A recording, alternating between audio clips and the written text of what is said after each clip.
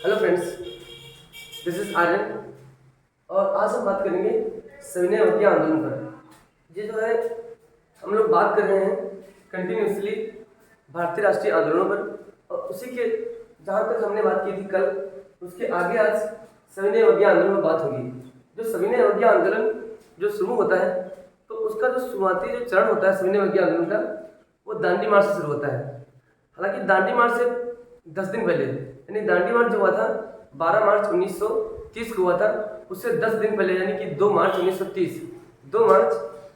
ईस्वी को जो है गांधी जी ने लॉर्ड इरविन से बोला था कि मतलब कहा था कि अगर आप हमारी मांगों को नहीं मानोगे तो हम लोग मतलब सविनय अवज्ञा आंदोलन करेंगे, सविनय अवज्ञा आंदोलन करेंगे।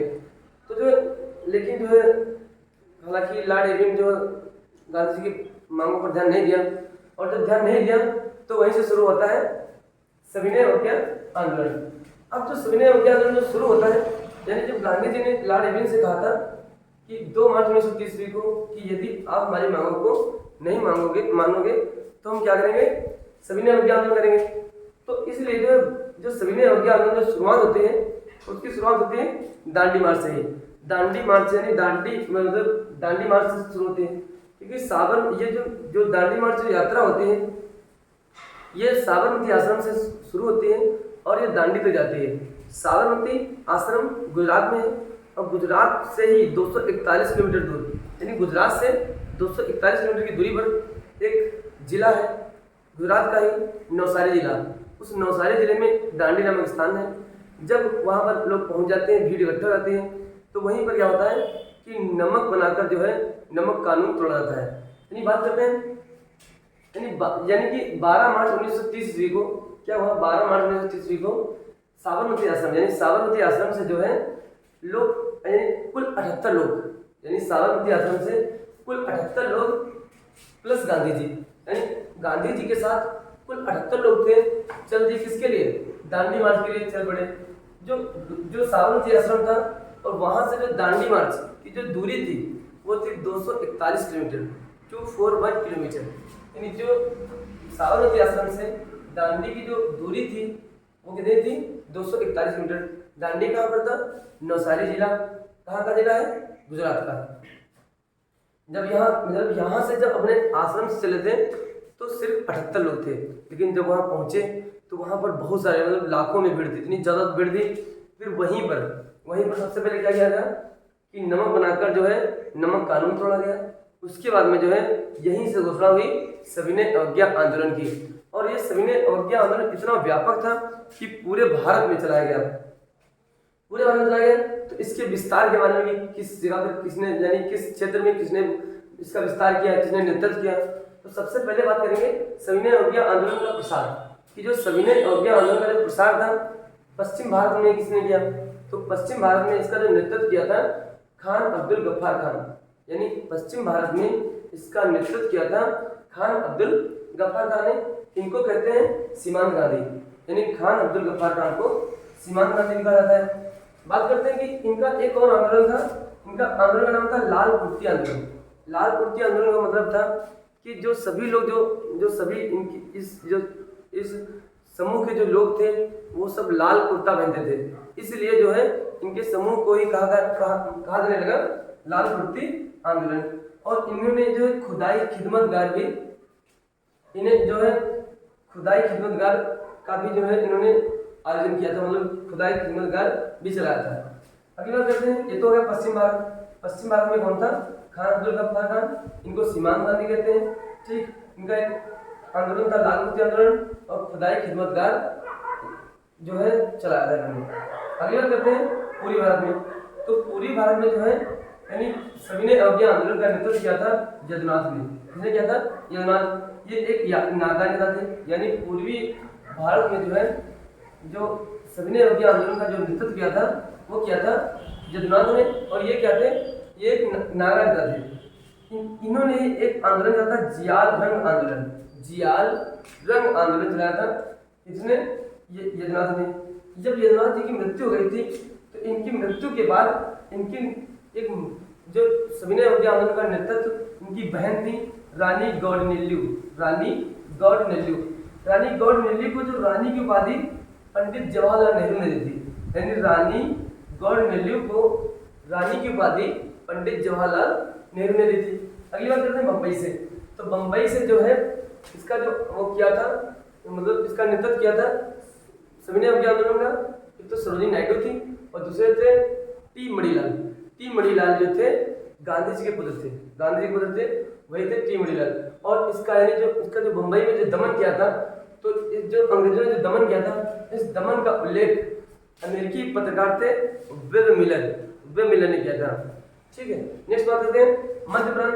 तो मध्य प्रांत में जो है, मध्य प्रांत में जो सविनय अवज्ञा आंदोलन का नेतृत्व किया था डॉक्टर मंगल सिंह ने, और दक्षिण भारत में इसका नेतृत्व किया था चक्रवर्ती राजगोपालाचारी। यानी दक्षिण भारत में सविनय अवज्ञा आंदोलन का नेतृत्व चक्रवर्ती राजगोपालाचारी ने किया था। अगर बात करते हैं सविनय अवज्ञा आंदोलन का नेतृत्व गांधी जी, यानी कि क्या हुआ कि जो मतलब कि अलग अलग क्षेत्र में कर रहे थे, लेकिन जो संपूर्ण भारत का नेतृत्व करा था सविनय अवज्ञा आंदोलन का तो गांधी जी कर रहे थे। लेकिन क्या हुआ, गांधी जी की गिरफ्तारी हो गई थी, और गांधी जी की गिरफ्तारी के बाद जो है सविनय अवज्ञा आंदोलन का जो नेतृत्व को संभाला था सैयद अब्बास ने। लेकिन क्या हुआ, कुछ दिनों के बाद सैयद अब्बास जी थे, इनकी भी गिरफ्तारी हो गई। यानी सैयद अब्बास जी की भी गिरफ्तारी हो गई। तो इनकी गिरफ्तारी के बाद जो है सरोजिनी नायडू ने सविनय अवज्ञा आंदोलन की कमान को संभाला। तो जो कुल नेतृत्व है, जो पूरे भारत में जो नेतृत्व किया था, सबसे पहले महात्मा गांधी ने किया था। यानी इनके जेल जाने के बाद, इनके गिरफ्तार होने के बाद सैयद अब्बास जी ने किया था, और जब सैयद अब्बास जी चले गए थे तब सरोजिनी नायडू ने भी इसका जो है सविनय अवज्ञा आंदोलन का नेतृत्व किया था। ये था सविनय अवज्ञा आंदोलन। इसके बाद में क्या हुआ था कि गोलमेज सम्मेलन, ये मतलब कि सबसे पहले गोलमेज सम्मेलन से संबंधित कुछ बातें हैं, कुछ उस दिन छूट गया था, मतलब एक वीडियो मैंने बताया था लेकिन छूट गया था, लेकिन आज जो है ये बिल्कुल इंपॉर्टेंट बातें हैं जो गोलमेज सम्मेलन से। तो ये कुछ बातें हैं जैसे कि सविनय जो गोलमेज सम्मेलन को अंग्रेजी में बोलते हैं round table conference. Round table conference. सबसे पहले इनका आयोजन कहाँ हुआ था, यानी जो राउंड टेबल कॉन्फ्रेंस थे, यानी जो गोलमेज सम्मेलन थे, इनका आयोजन कहाँ हुआ था, लंदन में। दूसरी बात, कुल कितने गोलमेज सम्मेलन हुए थे, तो कुल जो 3 गोलमेज सम्मेलन हुए थे। कहाँ पर हुए थे, तो लंदन में हुए थे। और लंदन में कहाँ पर हुए थे, तो जेम्स पैलेस में जो है लंदन में हुए थे। इसके जो अध्यक्ष कौन था, यानी जो गोलमेज सम्मेलन हुए थे इनका अध्यक्ष कौन था, तो इनका अध्यक्ष रैमसे मैकडोनाल्ड था। अगर बात करते हैं कि इस समय भारत का वायसराय कौन था, तो भारत का वायसराय इस समय इरविन था, लॉर्ड इरविन था। बात करते हैं पहला गोलमेज सम्मेलन कब हुआ था, तो पहला गोलमेज सम्मेलन यानी फर्स्ट राउंड टेबल कॉन्फ्रेंस हुआ था 1930 में। और इसमें जो है कांग्रेस ने भाग नहीं लिया था, यानी जो है कांग्रेस ने भाग नहीं लिया था, फर्स्ट राउंड टेबल कॉन्फ्रेंस में भाग नहीं लिया था। इसलिए जो वहाँ के जो अध्यक्ष थे, यानी जो पीएम थे इंग्लैंड के, रैमसे मैकडोनाल्ड ने जो है इरविन को बहुत डांटा कि मतलब जो है मुख्य जो कांग्रेस ही मुख्य भारत की मुख्य पार्टी कांग्रेस थी और कांग्रेस ने ही भाग नहीं लिया। इसलिए उसके बाद में जो है पहले गोलमेज सम्मेलन के बाद में समझौता हुआ था गांधी इरविन समझौता। इसमें गांधी जी ने जितनी भी शर्तें बताई थी इरविन ने उनकी सभी शर्तों को मान लिया था। और ये समझौता जो हुआ था गांधी इरविन समझौता, ये 5 मार्च 1931 को हुआ था, 5 मार्च 1931 को। इसमें क्या हुआ था, ये दिल्ली में हुआ था और इसे दिल्ली समझौता भी कहा जाता है। 5 मार्च 1931 वाला जो समझौता हुआ था गांधी और इरविन के बीच में, इसी समझौते को दिल्ली का समझौता भी कहा जाता है, ठीक, या दिल्ली समझौता कहते हैं। अगली बात करते हैं, जब ये समझौता हो गया तो क्योंकि इरविन ने गांधी जी की सभी बातों को मान लिया था, इसलिए गांधी जी ने भी जो है द्वितीय गोलमेज सम्मेलन में जाने का, कांग्रेस की तरफ से जाने का निर्णय लिया। यानी कांग्रेस ने जो है गांधी जी को अपना प्रतिनिधि बनाकर भेज दिया। अब जब ये गांधी जी वहाँ पहुंचे तो 2 बातें आती है यहाँ से कि गांधी जी किस जहाज से गए थे, तो एक तो और गांधी जी ठहरे कहाँ थे। तो पहला क्वेश्चन है गांधी जी किस जहाज से गए थे, तो गांधी जी SS राजपुताना जहाज से गए थे। गांधी जी SS राजपुताना जहाज से गए थे। अगली बात है कि रुके कहाँ थे, तो गांधी जी इंग्लैंड में जब वहाँ गए थे लंदन में, तो किंग्सवे हॉल में रुके थे। इसके अलावा एक क्वेश्चन हो जाता है कि गांधी जी जब द्वितीय गोलमेज सम्मेलन में जा रहे थे, सीढ़ियों पर चढ़ रहे थे, तो वहां पर इन्हें विंस्टन चर्चिल ने इनको देखा था। विंस्टन चर्चिल ने देखा था और उसने कहा था ये तो अर्धनग्न फकीर है। यानी अर्धनग्न फकीर किसने कहा था? विंस्टन चर्चिल ने।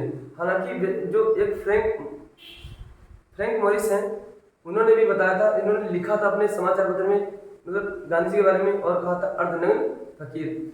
लेकिन जो है विंस्टन चर्चिल ने, जब द्वितीय गोलमेज सम्मेलन हो रहा था, जब ये जा रहे थे सम्मेलन में भाग लेने के लिए, तो गांधी जी मतलब कि वो अपना वही पहने हुए थे, तो इनको देख करके विंस्टन चर्चिल ने बोला था यह तो अर्धनग्न फकीर है। यानी अर्धनग्न फकीर किसने कहा था? विंस्टन चर्चिल ने। इसके अलावा बात करते हैं, लेकिन इसमें क्या हुआ, जब गांधी जी ने भाग लिया, और जब भाग लिया तो उसमें डॉक्टर भीमराव अम्बेडकर ने जो है द्वितीय गोलमेज सम्मेलन में अलग निर्वाचन क्षेत्र यानी SC ST के लिए अलग निर्वाचन क्षेत्र की मांग की, जिससे गांधी जी रुष्ट हो गए और वहां से उठकर चले गए। यानी वो द्वितीय जो गोलमेज सम्मेलन था वो भी असफल हो गया था। हालांकि बता दें तुमको कि जितने भी गोलमेज यानी 3 जो होते, तीनों राउंड टेबल कॉन्फ्रेंस असफल हुए थे, तीनों सफल नहीं हुए थे। पहला भी असफल हुआ था, दूसरा भी और तीसरा भी। तो दूसरे में गांधी जी उठे चले गए और उठे चले गए। उसके बाद में होता है पूना पैक्ट, गांधी जी और अम्बेडकर के बीच में।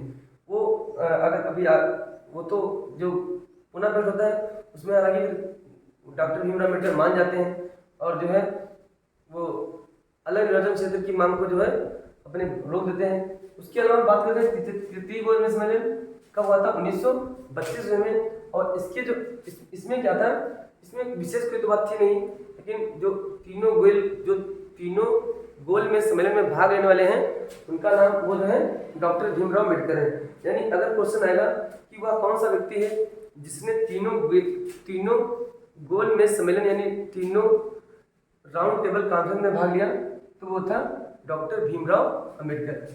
ये जो है यानी पहला गोलमेज सम्मेलन 1930, दूसरा 1931, तीसरा 1932, यानी 3 गोलमेज सम्मेलन हुए थे और तीनों के बारे में जो है यहाँ पर मैंने बता दिया। तो आज जो बात हो गई है दांडी मार्च पर या दांडी मार्च पर और गोलमेज सम्मेलन पे, यहाँ से जितने भी अच्छे यानी जितने भी फैक्ट थे, इंपॉर्टेंट फैक्ट, वो सभी लिखे हुए हैं। अच्छे से इनको जो है 1-2 बार अच्छे से पढ़ें और धीरे धीरे याद करें। जितने भी आगे एग्जाम आएंगे, जैसे कि पेट है या यूपी पुलिस आने वाला है, जितने भी एग्जाम आएंगे उन सभी के लिए ये जो है बहुत बेनिफिशियल होगा। अच्छे से पढ़ते रहें, अपना ख्याल रखें। धन्यवाद।